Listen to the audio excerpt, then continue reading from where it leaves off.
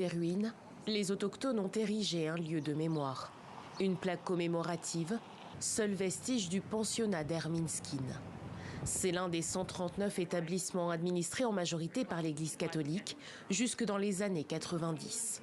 150 000 enfants autochtones y ont été enrôlés de force. Wilton a passé 14 ans dans 3 de ces pensionnats. Une fois qu'il y aura eu les excuses et le pardon, alors les gens commenceront à ressentir un sentiment de guérison. On ressent d'abord un sentiment de justice et ensuite on peut parler de réconciliation. Car au fil des années, de nombreux abus ont été signalés. Les enfants et adolescents ont été coupés de leur famille, de leur langue et de leur culture. Certains ont même été victimes de violences. Au cours des prochains jours, le pape rencontrera des membres de la communauté autochtone au Canada. Les organisateurs se veulent rassurants. Si nous pouvons poursuivre ces conversations, ce serait un engagement ferme à l'action et à la réconciliation. C'est ce que les communautés nous demandent.